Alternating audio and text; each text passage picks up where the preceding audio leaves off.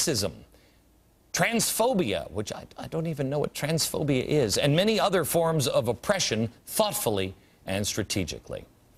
Okay, let's look at another picture from the weekend. Here's a protester holding a Cuban flag with Che's face on it. Now, when was the last time we saw a Cuban flag? Oh, yeah, that's right. SDS in the 1960s. Here's another picture from the protests. A guy with a Nazi symbol in the place where the stars are, which is weird because I remember the media constantly calling on the Tea Parties to rein in that crowd with the Nazi symbols. What about this one? I haven't heard anybody calling out these radicals. You'd think maybe Andy Stern could just make a call, you know, and say, hey, everybody on the bus, stop with the swastikas. You see, this is the thing that makes us unique here at Fox, gets us into trouble at the same time. Nobody at the White House, nobody in the power structure really likes us, especially me. Darn, I was hoping to be invited to the Christmas party. The reason why they don't like us is because we're telling you the truth, the full truth. And when somebody has an agenda, they don't want to hear the whole truth. They just want to hear some of the truth. Do you remember a TV show? I used to watch this when I was sick at home. They would play this during the, I think TBS used to play this. Perry Mason. Do you remember this from Perry Mason? Your right hand. You solemnly swear the testimony you're about to give shall be the truth, the whole truth, and nothing but the truth? I do. State your name. Okay. Janice Atkins. The whole truth, the whole truth, and nothing but the truth. So help you God. Is there anybody out there in the media that can say that now? I don't think so. Because with the media, they have an agenda. And the ends justify the means. They can plow somebody over, you know, they can run them over, plow them under, they can do whatever they want. Because the ends is more important. I mean, as Cass Sunstein says, as far as anyone knows, they're good people. Oh, okay. Well, that doesn't sound like the truth, at least the whole truth and nothing but the truth. But I guess that's okay for the media? Once again, you're not getting the full truth from the media. Or just about anybody else, at least on the Arizona immigration protest. What are they all about? No one will tell you that those who were arrested were with the new SDS. They were radicals who were influenced by the old SDS and the current SEIU radicals and bussed in by SEIU. If this were 1995, I think I would dismiss these people as clowns, hippies, dope smokers. Just get a job. Just get a job. When you get out of college, get a job. Call me in 20 years. But times have changed. This isn't about an isolated group of people, just a few in college. The Weather Underground manifesto showed their hand. We had to get the youth. We will only reach the high school kids who are in motion by being in the schoolyards, hangouts, and on the streets on an everyday basis. The new SDS is shouting, "Arrest Arpaio, the sheriff." Sounds familiar, doesn't it? Oh yeah, from again, the 1960s. We want to smash the cops and build a new life. All right. So if you look over that board, you see that we have the old SDS, and now we have the new SDS, founded 2 years before the presidential election on Martin Luther King Day. And some members of SDS were arrested over the weekend. So we can see the past, and we can see the present. But can we see the future? Yes, but not here, not yet. For that, we have to go to Greece. Do you remember I showed you, when was this? About a year ago, over a year ago now. I showed you this little book. It's by the Invisible Committee. Some of these people were arrested over in Europe. Invisible Committee of Revolutionaries. And what I told you was coming and would happen is happening now in Greece. It's hitting the streets, and it has been for a while, and we've been covering it. You see, now they can't afford the entitlements, and the unions don't want to let go. Quite frankly, I think it's what's coming in places like East St. Louis and Oakland, California.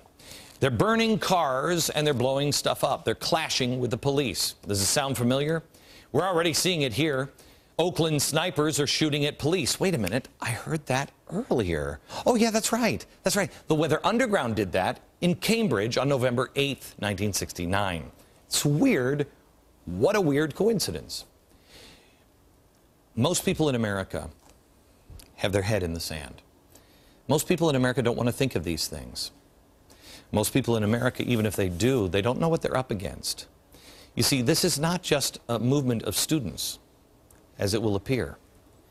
It is a well-coordinated, well-financed movement that has big government tendencies. It's radical revolutionaries who believe so strongly that America is evil, that capitalism and the free market are evil, that they will stop at nothing to end the perceived oppression. If you want to see what this looks like when radicals really gear up, look no further than Greece. The Guardian is reporting on the rise of a group called the Sect of Revolutionaries. They've been described as more murderous, dangerous, and capable and nihilistic than ever before. They've now declared in Greece that tourists should learn that Greece is no longer a safe haven of capitalism, and have promised to set up attacks on police. See if this list sounds familiar. Businessmen, prison guards, and corrupt media. And for the first time now, tourists. They've also claimed responsibility for the murder of an investigative journalist who was shot dead at his home in front of his pregnant wife. You see, the ends justify the means. I'm going to make this very clear. You and I have to have a special relationship because we'll show you tomorrow what these people are doing to the media and how they've infiltrated in the media. It's amazing. So you're not going to get the truth about me except here. And that's just not a big enough number in America. So you and I have to have a straight conversation from time to time. Here's one of them. There are crazies on both sides of the aisle. Left, right, up, down, doesn't matter. They're crazies. Crazy people are part of society. But there is one side that has a history of terror and violence, orchestrated history of terror and violence. And it's about to merge its ugly head again. No one has preached on TV or radio more than me that violence is not the answer. The reason why I've been doing it for so long is because I was telling you about the financial collapse 2 years before anybody else. When I preach about it and I say, listen, you've got to batten down the hatches. You have to be a good person. You have to get right with God. You got to get back to church because trouble is coming. When I say that, the leftists and all their media organs, they all speculate, why would Glenn Beck have to say that unless his crazy viewers weren't one push away from a shooting spree?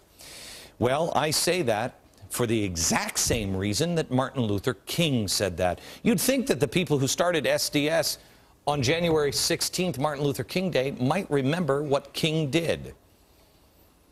King knew that he was being set up. I say it for the same reason that the left said it with their MAP steps for social movements that we showed you last week. It's a human condition. And when you think you're losing and your back is up against the wall, you push back, and that's a mistake. As soon as anyone does that, not only is it just plain wrong, but you destroy the movement. You lose. Martin Luther King knew that, and so do I. But I also say it because I've seen the record. SEIU, just in the last year or so, has a history of violence against the Tea Parties. They beat up a black man in, where was that, St. Louis? They bit off a finger of a protester, physical intimidation. I mean, what was it Andy Stern said? We know where they live. SDS has a history of violence from the 1960s with the Weather Underground. Same SDS members that were doing that, this same group started a new SDS. And on their first visible outing, they have arrests while shouting at the pigs. You know what? I challenge SEIU to have their members sign a pledge of nonviolence and actually mean it. I'd like to see the pledge of nonviolence and the Christian values of SDS, the new one. Of course, I'd have a hard time taking it seriously since SDS and SEIU members believe in Saul Alinsky, who taught that the ends justify the means. So that's a credibility problem there. The throwing of the water bottles in Arizona, just the tip of the iceberg. We've seen what radical groups did in the past. They got violent. Recreate 68, some of their slogans. Now it's the same radicals teaching our kids how to do it again. Don't disregard the warning signs. Prepare for the worst and hope for the best. That's what I would tell you.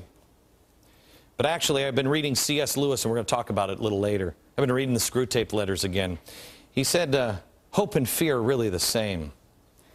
It's only when there is despair that it requires someone to rely on God. Don't get to despair before you rely on God. There needs to be an